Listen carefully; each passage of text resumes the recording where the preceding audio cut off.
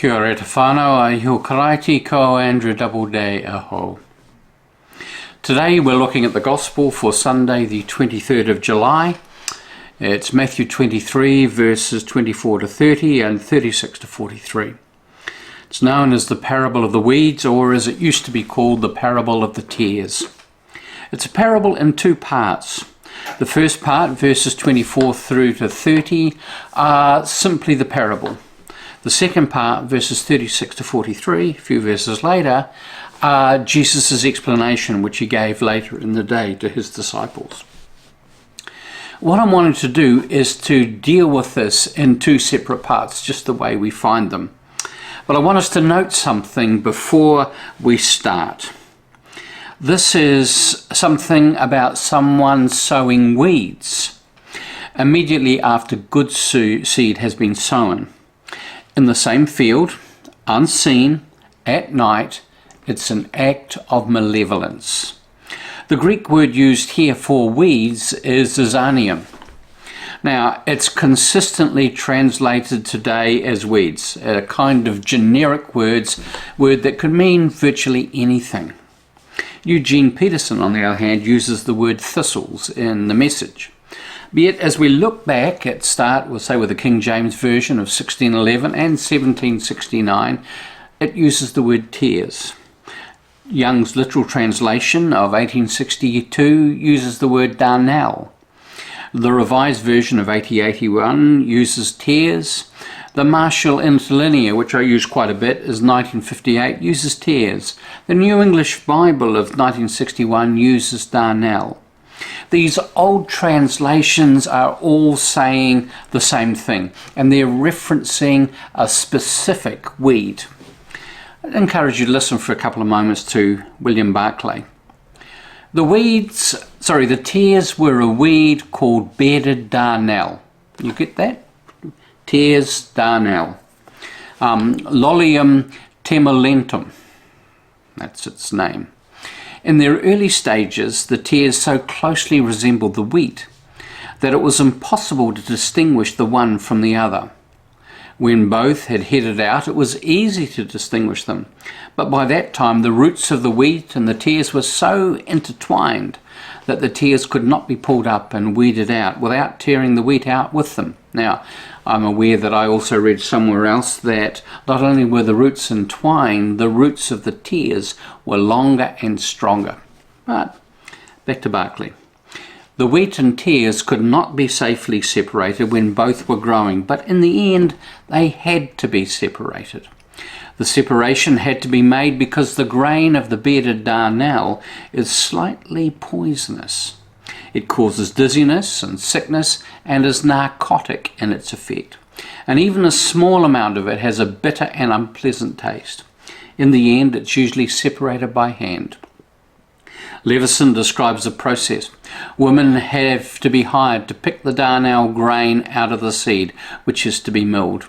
As a rule, the separation of the darnel from the wheat is done after the threshing.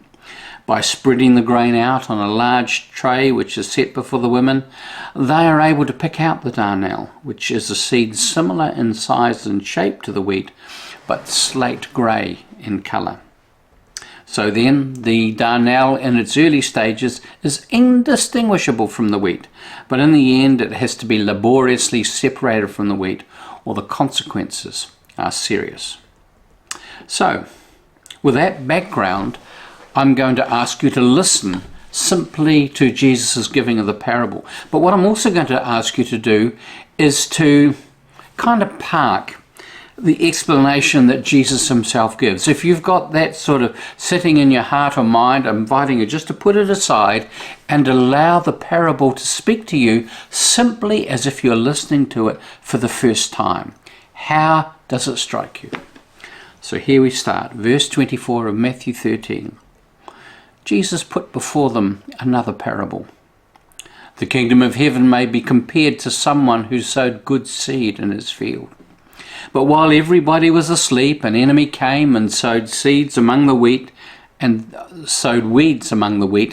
then went away. So when the plants came up and bore grain, then the weeds appeared as well. And the slaves of the householder came and said to her, Master, did you not sow good seed in your field? Where then did these weeds come from? He answered, An enemy has done this. The slave said to him, Then do you want us to go and gather them? No, he replied, for in gathering the weeds you would uproot the wheat along with them. Let both of them grow together until the harvest, and at harvest time I will tell the reapers, Collect the weeds first and bind them in bundles to be burned, but gather the wheat into my barn. I want to suggest that it's likely that if we open our hearts to the parable, it's going to have some personal implications. This is one of the riches of Scripture. It is archetypal in nature, that it has layers of meaning, that it can speak differently to us in different settings and circumstances. It has what one of my theological college lecturers described as a surplus of meaning. So, what I want to do is first make my own observations about this parable, how it actually touched me, divorced from the meaning that Jesus attached to it. And it's my hope and prayer that both may be life-giving.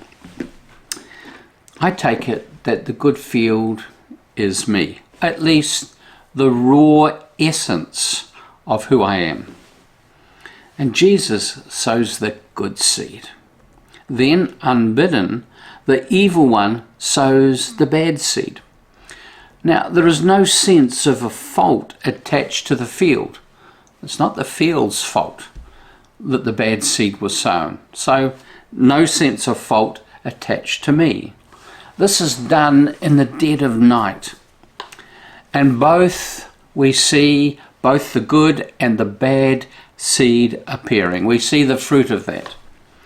Now, it sounds to me pretty much life as it is. We all have fault lines running through our lives. We all have addictions of some kind that we struggle to keep on top of. We are all a mixture of good and bad. And Jesus suggests, it seems to me anyway, that spending all our energy on removing the bad may in fact be counterproductive. It may do terminal damage to the good. We can give so much energy to seeking to eliminate the bad that the good gets no oxygen at all. We see this hinted in 2 Corinthians 12, where Paul's complaint to the Lord is about the thorn in his flesh, a messenger of Satan sent to torment him. He wanted it gone. He pleaded for the Lord to remove it. We're not told what it was. Many have speculated, and I'm interested in the way that people project their own issues onto this thorn in the flesh. Yet I believe the reason we are not told is that it has an archetypal quality that we can all relate to, that what it was is what we struggle with, what we suffer from. Yet we see that it was there for a purpose. It kept Paul humble, aware of his constant need of grace, his inability to do life and to do life with God on his own. He had to live with it. I have a personal conviction that all who are in pastoral ministry need to have some kind of thorn in the flesh, and for exactly the same reason as it was with Paul. The truth is that we all have fault lines in our lives. They're places to which we will often default when life gets hard, when we become overtired, stressed, bored, unhappy. When we feel their tug, they are warnings that we are out of alignment with our better selves, out of alignment with God. And removing them is not the answer. The question is how we live with them. We could see them as gifts, as Paul's was to him, though he clearly wasn't very happy about it. They potentially can protect us from ourselves if we heed their warning.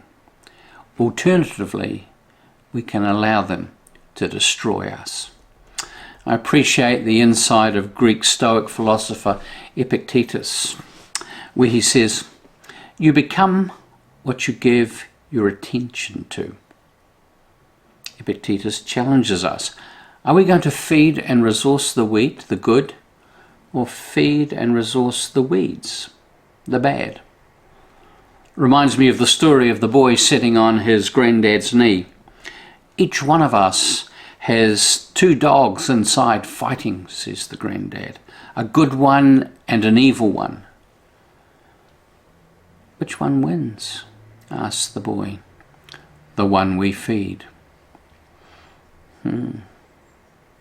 Acknowledging the presence of the weeds is one thing. Nurturing them is quite another.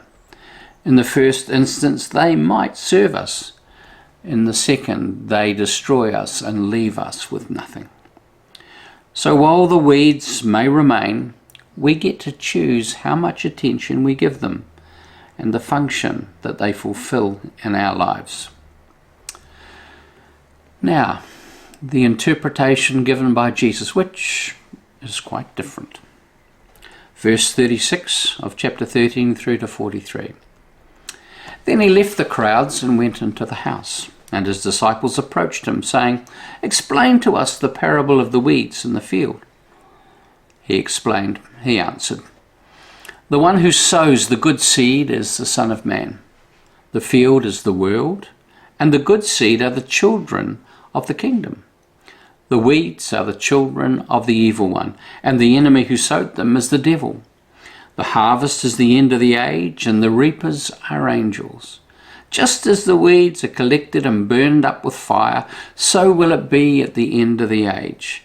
The Son of Man will send his angels, and they will collect out of his kingdom all causes of sin and all evildoers, and they will throw them into the furnace of fire, and there will be weeping and gnashing of teeth.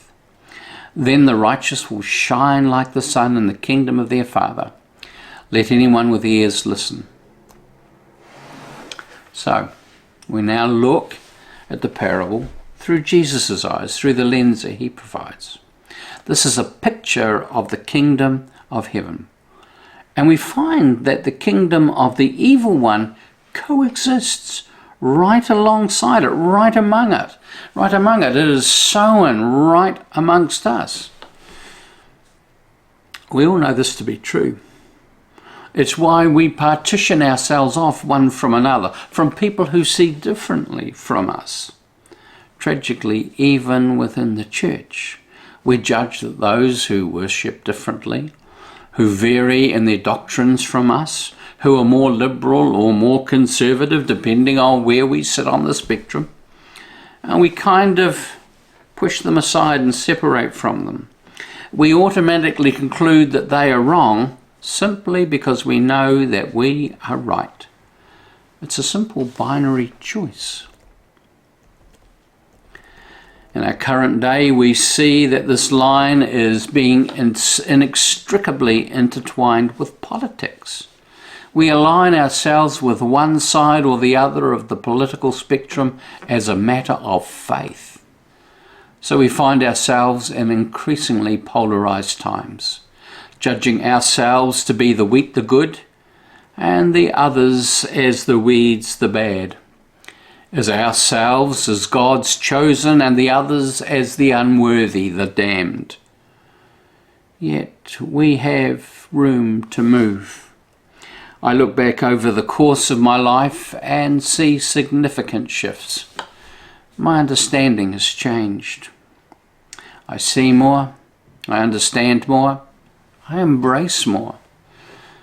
In the eyes of many, I suspect I'm a heretic. I'm obviously a weed, a tare. And here's the thing, this may in fact be the case. It perhaps should bother me more than it actually does. Do you ever have the sneaking suspicion that Jesus is talking about you? I do. Not that he's talking about you, but about me. When he mentions the tares, the weeds, the ones that look like the real deal but aren't, that he might be talking about me, that I'm an imposter, a fraud. I identify with the disciples when told by Jesus in the upper room, as Jesus talks about his betrayal. He says that one of them is going to be responsible for that betrayal. And we see in Matthew 26 and verse 22, they all asked him, surely not me. I find that really interesting. They all recognize within themselves the capacity to be less than they could be, the capacity to be the ones who could be the one who betrayed Jesus. Perhaps it's time that we stop looking for the faults in others, the points of departure on the differences between us, and ask that same question. Is it me? It's uncomfortable, I know. I have to consider the possibility. It could be me. I can do an inventory of my life and ask what fruitfulness I see. Am I poisonous like the tares? Or has the fruit been life-giving to others? It's a useful question to ask. I'm not sure I'm the best person to answer it. One of the reasons that it's all sorted out at the harvest is that maximum time is allowed for change. It's only at the harvest that the truth is finally and ultimately known, not before. The tares may yet turn out to be wheat. And that's the final act of grace. God gives the opportunity to change right up until our last breath. Amen. God bless you.